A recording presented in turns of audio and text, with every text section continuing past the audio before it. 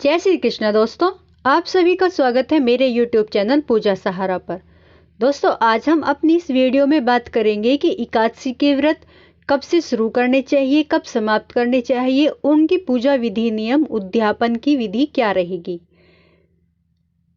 तो दोस्तों, मेरी वीडियो को प्लीज़ एंड तक देखें। पसंद आए तो लाइक, सब्सक्राइब, शेयर जरूर करें।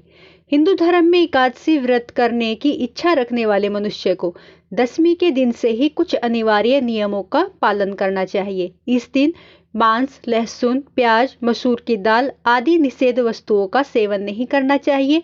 रात्रि में पूर्ण ब्रह्मचर्य का पालन करना चाहिए। एकादशी के दिन प्रातः लकड़ी का दातुन न करें। नींबू, जामुन या आम के पत्ते लेकर चबा ले और उंगली से कंठ साफ कर ले। वृक्ष से पत्ते तोड़ना वर्जित है, अतः स्वयं गिरा हुआ पत्ता लेकर सेवन करें। यदि यह संभव न हो तो पानी के 12 बार कुल्ले करें, फिर स्नान आदि करके मंदिर में जाकर गीता का पाठ करें। पुरोहित जी से गीता का पाठ श्रवण करें। फिर प्रभु के सामने इस प्रकार प्रण करना चाहिए कि आज मैं चोर, पाखंडी, दुराचारी मनुष्यों से बात नहीं करूंगा और न ही किसी का दिल दुखाऊंगा। रात्रि को जागरण और कीर्तन करूंगा। इसके पश्चात ओम नमो भगवते वासुदेवाय इस द्वादश मंत्र का जाप करें। राम, कृष्ण, नारायण आदि विष्णु के सहस्त्र नाम को कंठ का भूषण बनाए। भगवान विष्णु का स्मरण कर प्रार्थना करे और कहे कि हे त्रिलोकीनाथ, मेरी लाज आपके हाथ है, अतः मुझे इस प्रण को पूरा करने की शक्ति प्रदान करें। मैं आज से जितने भी आपको व्रत करने हैं उन व्रत का संकल्प ले कि इतने व्रत आज से मैं शुरू कर रहा हूँ या करूँगी और मुझे निर्विघ्न ये व्रत में पूरे कर सकूं, ऐसा आशीर्वाद दीजिए। अगर आपकी कोई मनोकामना है तो उस मनोकामना को भी विष्णु भगवान के सामने बोलिए। यदि भूलवश किसी निंदक से बात कर भी ले तो भगवान सूर्य नारायण के दर्शन कर धूप दीप से श्री हरि की पूजा कर क्षमा मांग लेनी चाहिए। एकादशी के दिन व्रती को घर में झाड़ू नहीं लगानी चाहिए, न बाल कटवाने चाहिए, न अधिक बोलना चाहिए। अधिक बोलने से मुख से बोले जाने वाले शब्द गलत भी निकल जाते हैं, तो इसलिए कम से कम बात करनी चाहिए।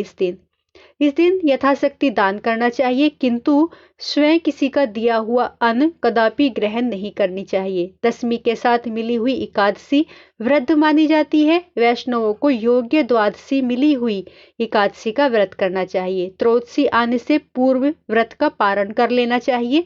इस दिन व्रतधारी को गाजर, सलजम, गोभी, पालक इत्यादि का सेवन नहीं करना चाहिए। चावल भी बिल्कुल नहीं खाने चाहिए। केला, आम, अंगूर, बादाम, सेव, पिस्ता, दूध इत्यादि अमृत फलों का सेवन करें। प्रत्येक वस्तु प्रभु को भोग लगाकर तथा तुलसी दल छोड़कर ग्रहण करना चाहिए। द्वादशी के दिन ब्राह्मणों को मिष्ठान दक्षिणा देना चाहिए। क्रोध नहीं करते हुए मधुर वचन बोलने चाहिए। इस व्रत को करने वाला दिव्य फल प्राप्त करता है और उसके जीवन के सारे कष्ट धीरे धीरे खत्म हो जाते हैं।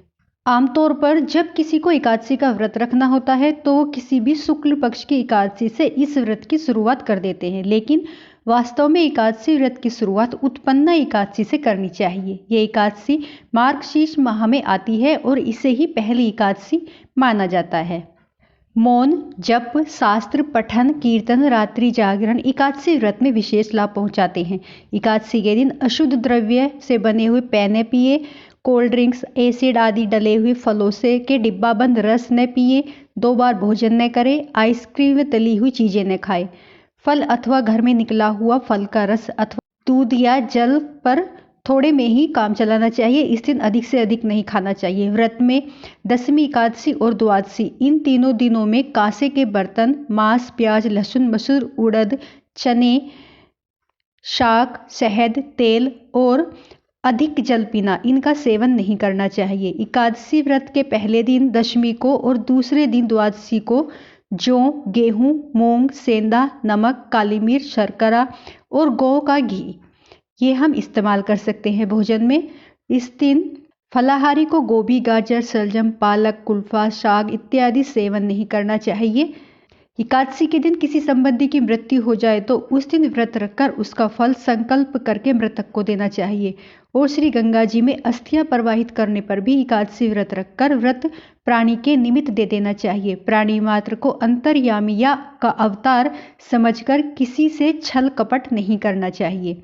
एकादशी के व्रत का पारण द्वादशी तिथि में किया जाता है। पारण व्रत खोलने की विधि को कहा जाता है। शास्त्रों के अनुसार एकादशी व्रत का पारण हमेशा सूर्य उदय के बाद ही किया जाता है। ग्रंथों के अनुसार एकादशी व्रत का पारण द्वादशी तिथि समाप्त होने से पहले ही किया जाता है। कहते हैं कि अगर पारण द्वादशी तिथि के बाद किया जाए तो व्यक्ति पाप का भागीदार होता है।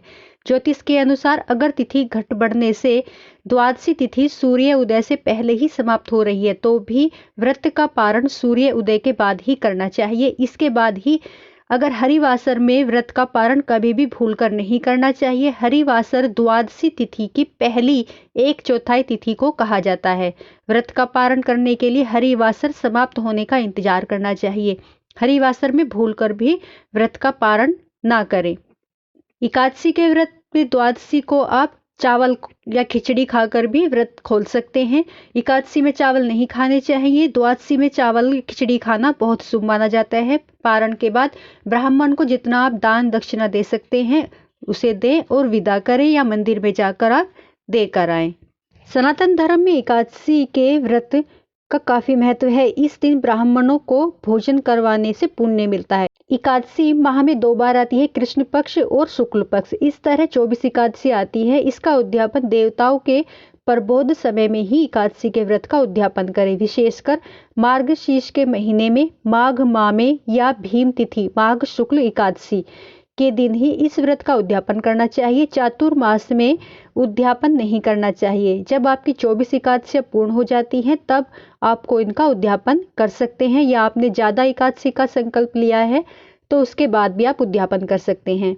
इसमें पूजन सामग्री में श्री विष्णु जी का चित्र अथवा मूर्ति चाहिए। पुष्प माला, पुष्प, नारियल, सुपारी, अनार, आंवला, बेर, ऋतुफल, धूप, घी। पंचामृत बनाने के लिए कच्चा दूध, दही, घी, शहद, शक्कर, चावल, तुलसी मंजीरी, तुलसी के पत्ते, केले का पेड़ और मिठाई। एकादशी के व्रत के दिन ब्राह्मणों को भोजन करवाना चाहिए। पूजन कितना भी बड़ा या छोटा हो, सभी व्रतियों को श्रद्धा के साथ इसे करना चाहिए। एकादशी व्रत का उद्यापन किसी योग्य आचार्य के मार्गदर्शन में करना चाहिए।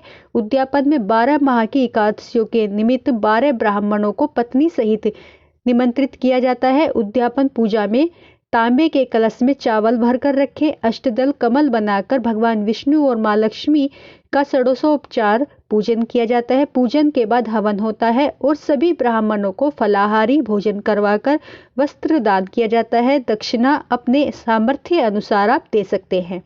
तो दोस्तों, ये थी हमारी एकादशी व्रत की विधि, पूजन सामग्री और उद्यापन विधि, और पारण किस समय करना चाहिए, किस तरह से करना चाहिए। तो दोस्तों, मेरी वीडियो अगर आपको अच्छी लगी है तो प्लीज़ लाइक, सब्सक्राइब, शेयर जरूर करें। जय श्री कृष्णा।